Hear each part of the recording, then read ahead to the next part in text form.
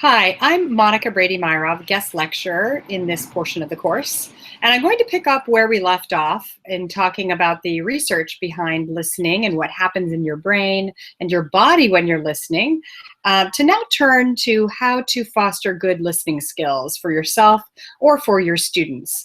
So I'm going to turn my screen back over to a short PowerPoint, and we're going to discuss the many ways that you can help improve your students' listening. Let me skip back to this.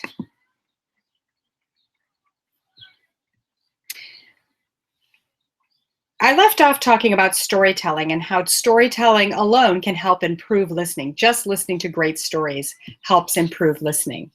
And that listening is a muscle memory. Listening can improve by just practicing it. And I'm going to show you and show you a few ways to practice it and some techniques.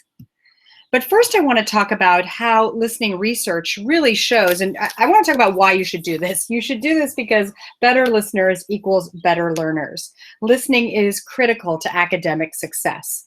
Many research studies have shown that children who are better listeners are also better learners. In one study, an entire freshman class of over 400 students was given a listening test at the beginning of their first semester. After their first year of studies, 49% of students scoring low on their listening test were on academic probation, while only 4% of those scoring high on the listening test were on academic probation. So where do you want your students to be? I'm sure you'd agree that you want them doing well in school and doing well in classes, so focusing for a little bit on listening is going to help you do that. There are many strategies and ways to help improve listening, and in addition to good storytelling, of course, but there's also research on the metacognitive listening strategies that can help improve listening. By metacognition, I mean thinking about the thinking. So these strategies help students prepare their thinking on how to be good listeners. And I'll be talking about how to be a good listener too, primarily with public radio stories at this point, because that's what we're focused on at Listen Current. So one of the first things you want to do is help students direct their attention to the story, to focus on what they're about to hear, how they're going to adjust to things they've never heard before, don't understand, and then make meaning of those things. Because the more focused the listening, the more focused the learning. And you can help do that by creating a good environment for listening. You may not think about it that often, but a classroom can be very noisy.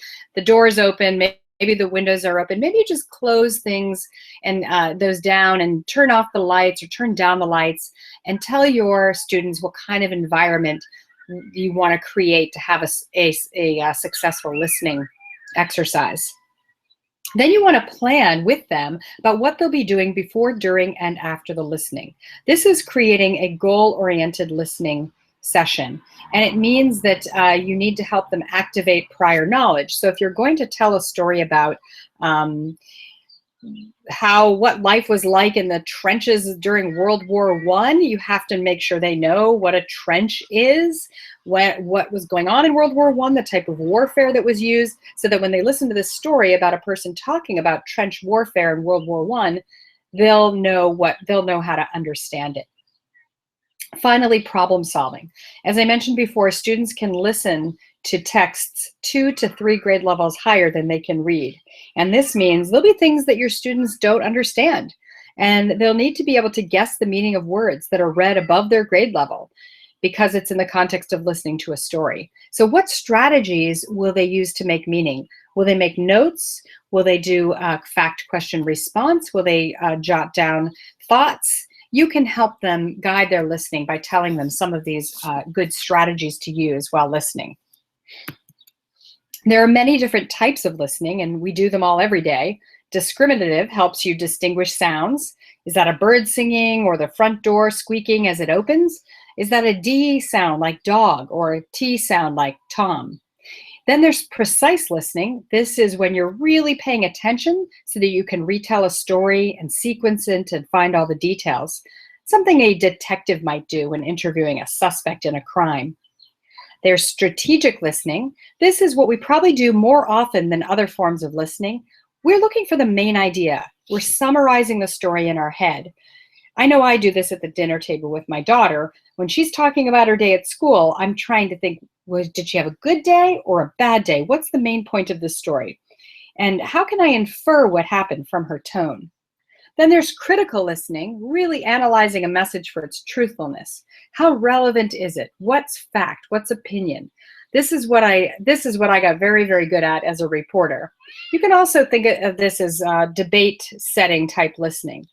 If you're thinking in the middle of a debate or thinking about debating a point, you'd be listening for, is that a good argument? Is that a valid reason? Finally, appreciative listening. That's listening to music, the radio, theater. It's more relaxing. And I circled precise, strategic, and critical listening because that's what Listen Current really focuses on. And that's what you as teachers can help students focus on and improve at, because they're the most critical to learning. Being precise, being able to retell the details and recall details in a story. Being strategic about your listening. What's the main idea? What am I listening to here and why? And finally, being critical. Is this fact or opinion? These are all important common core related skills and really just 21st century learning skills.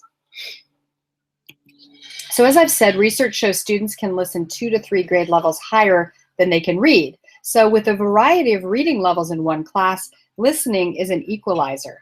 Everyone can listen to gain content knowledge and discuss what was learned in class.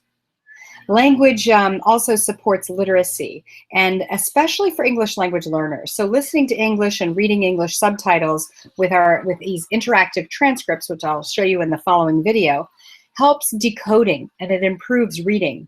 So in studies with students half of them were exposed to videos that had captions and half to the same videos without captions, one researcher found that captions contributed to word recognition and word comprehension skills. It helped them become better readers just by reading along silently as they listened.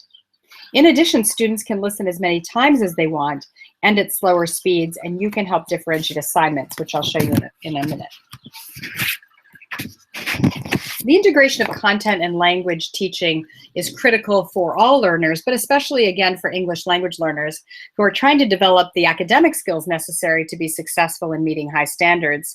However, teaching must be adapted for these students across grade content levels. So these are just some of the ways that you can help increase content language levels for your students. But what I really like about listening to this is that students can, with a recorded piece, students can listen over and over again to something and practice even saying it themselves. And they're going to hear a high level of academic language and oral interactions that they really wouldn't get anywhere else.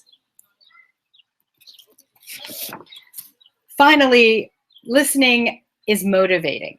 You know, you're going to be motivating students by providing content that they want to understand and listen to.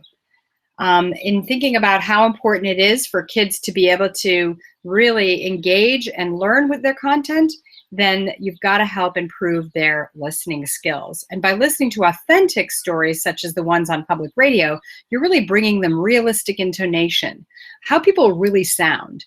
You'll be hearing different pronunciations of words from all over the country and the world. They're going to hear varied rates of speech. Some people talk really quickly, some people speak slowly, and they'll hear a lot of taking turns between speakers. All of these make these listening exercises that we've put together on Listen Current really challenging and important in a way to help foster their Common Core skills as well as their college and career readiness skills. So in the next video, we'll be going over more closely some of the listening practice skills that we've put together on Listen Current.